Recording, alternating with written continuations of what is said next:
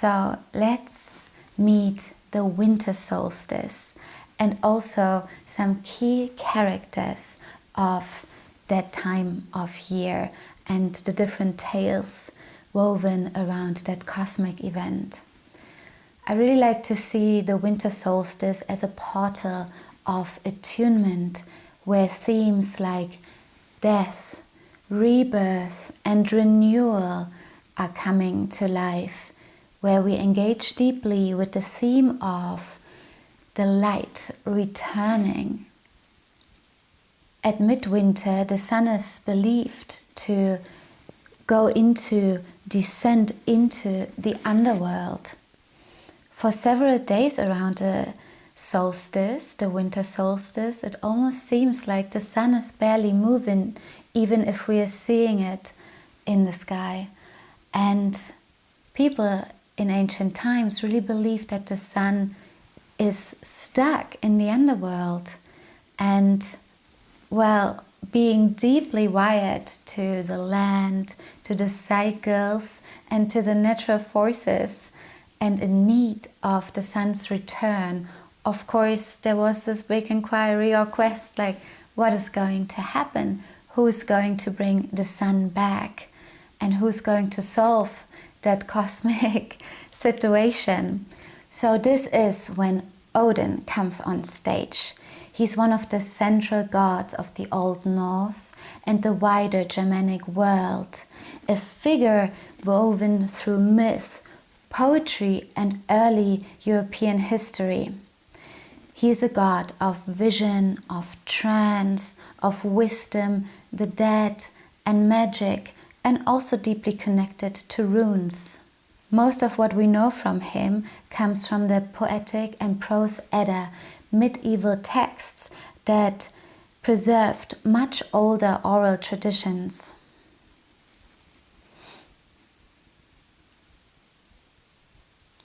Across these stories, Odin appears as this kind of wandering shaman, god, seeker of wisdom, rider of the storm winds, leader of the wild hunt, speaker with the dead, and master of runes.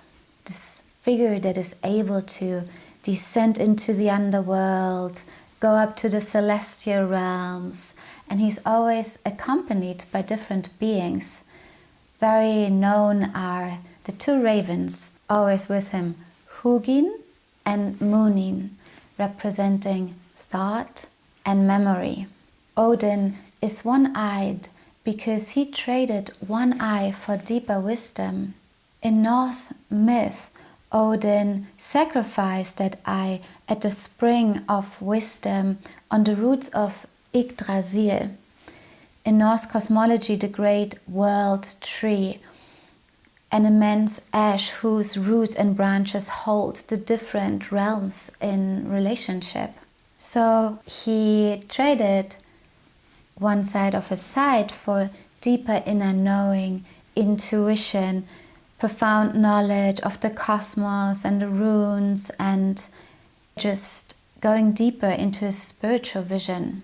But Odin also learned from someone else, from Freya. She is a Norse goddess of love, of beauty, fertility, magic, and the shamanic art of vision and prophecy.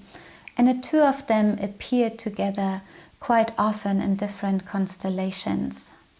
Odin actually has many different names. There's also the name of Wotan and many more. So Odin is more the Norse name, and Wotan is the older Germanic form, so two linguistic versions of the same storm-riding, world-walking deity. So in Germanic and Scandinavian cosmologies, the winter solstice was really linked to Odin, and also his company of the wild hunt, a whole entourage of different beings, four-legged beings, winged beings, the dead, different creatures and mythic figures and otherworldly beings. And he is leading that hunt on his 8-legged horse, Sleipnir. And together with the wild hunt, he's able to enter different realms, different layers of the cosmos, the underworld, the middle world, the upper worlds. And on winter solstice, around those days, and especially in the Rauhnächte, it is known, or well, it is said that the wild hunt is out and searching for the sun, to bring back the sun that is in the underworld just before winter solstice. The days are getting shorter and shorter, the nights are getting longer and longer and longer until its deepest moment.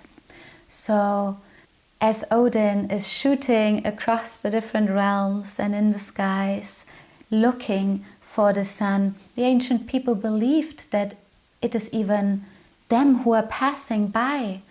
Maybe you're outside and would hear a strong wind and maybe even feel the presence, or sitting inside and suddenly the windows are rattling. So I invite you also to just be open and see, do you meet the winds when you're silent at home or when you're out in nature?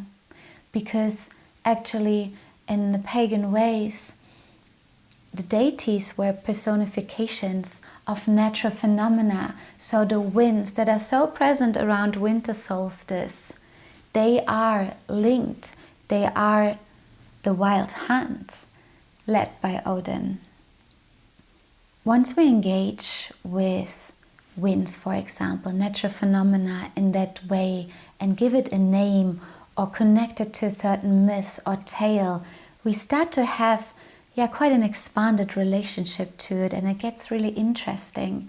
So let's dive deeper into the tale, because actually there's a beautiful way that people related to it, because we might need the help of spirits here and there, but the spirits need us as well. So people would smudge and offer beautiful resins and herbs and smokes to support the wild hunt.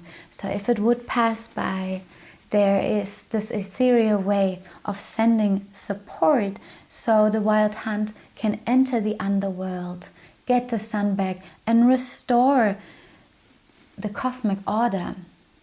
It is also said that if the wild hunt is passing by, you might even be able to place a little wish from the heart with the entourage, so they take it into the different realms and help it to come through.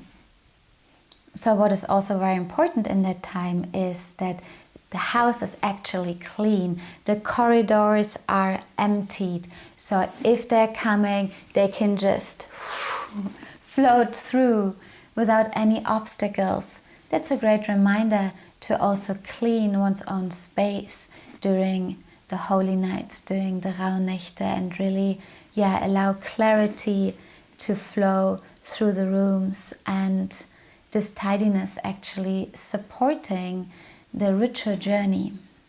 So eventually the wild hunt is entering the underworld led by Odin and the different beings, and it is said that on the front of the wild hunt there's a big stag, and he takes the sun onto his antlers and helps it to bring back to the middle world where we are here.